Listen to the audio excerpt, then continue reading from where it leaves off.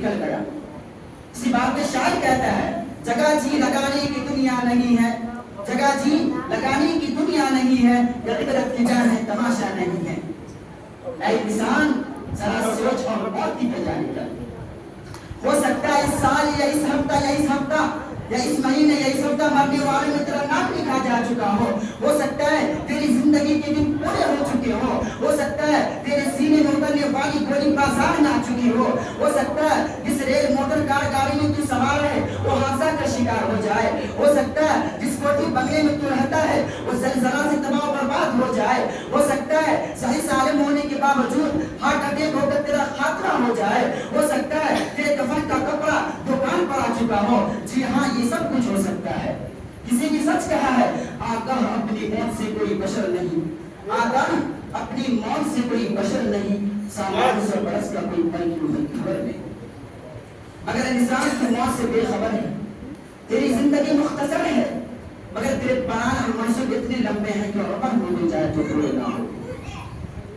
مسلمانوں موت کی تیاری کرو, ورنہ یاد رکھو ایک دن وہ ہوگا کہ ایئر کنڈیشن اور نرم نرم گد اور بستر پر سونے والے مٹی پر سو رہے ہوں گے, روزانہ کپڑے بدلنے والے ہزاروں میں غبارے پڑے ہوں گے, صابن سے نہانے والوں پر دھول جمی ہوگی, اترا کر اور کر چلنے والے عاجز اور بے بس ہوں گے, تکبر سے بولنے والے خاموش پڑے ہوں گے.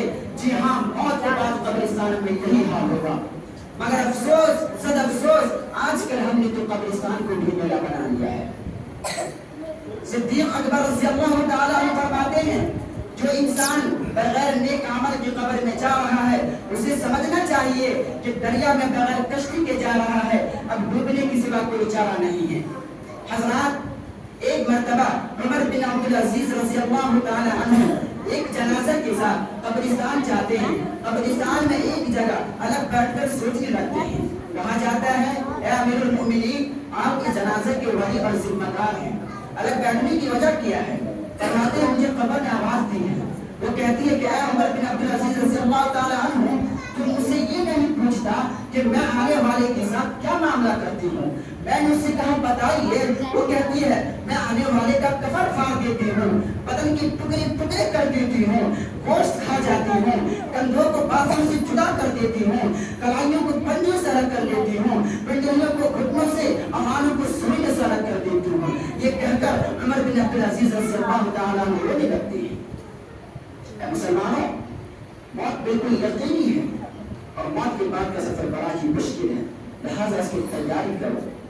رسول پاک صلی اللہ علیہ وسلم نے فرمایا موتو قبل ان تموتو, مرنے سے پہلے ہی موت کی تیاری کرو. سید الانبیاء تاجدار مدینہ جناب محمد رسول اللہ صلی اللہ علیہ وسلم آخرت کی فکر میں اتنا روتے کی داڑھی مبارک کر ہو جاتی تھی.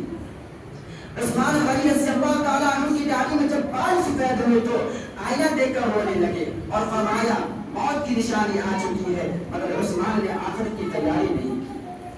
اسی طرح حضرت شاہ بہلول رحمۃ اللہ علیہ نے اپنے گھر میں قبر خودوا رکھی تھی, روزانہ صبح شام جا کر اس میں سو جاتے, روتے اور فرماتے کہ یہ میرا اصلی گھر ہے. اسی طرح 32 سال کی عمر میں سکندر ذوالقرنین نے پوری دنیا کو فتح کر لیا, مشرق سے مغرب تک, شمال سے جنوب تک اس کی حکومت کا جھنڈا لہراتا تھا. جب اس کی موت کا وقت آتا ہے تو اپنے خادموں کو بلا کر ایک نصیحت کرتا ہے, کہتا ہے کہ جب میرا انتقال ہو جائے اور میرے تن بدن سے میری روح نکل جائے, غسل کے بعد مجھے کفن پہنا دیا جائے تو میرے دونوں ہاتھ کفن سے باہر نکال دینا. خادم لوگ یہ نصیحت سن کر عرض کرتے ہیں کہ بادشاہ سلامت, ہم ایسا ہرگز نہیں کریں گے, اس لیے کہ دنیا ہمیں لوگ دیکھ کر تانا دیں گے اور کہیں گے بڑا لالچی بادشاہ ہے, پوری دنیا کو حکومت کے باوجود مرنے کے بعد میں لالچ کے ہاتھ پھیلائے ہوئے. تو سکندر ذوالقرنین نے فرمایا میری اس نصیحت کا مطلب یہ ہے کہ ساری دنیا اس بات کو جان لے کہ پوری دنیا کو حکومت کرنے والا بادشاہ اس دنیا سے خالی ہاتھ جا رہا ہے اور اس کے ساتھ جانے والی چیز صرف اعمال ہے. حضرات دنیا آج سے نہیں ہزاروں بلکہ کروڑوں برس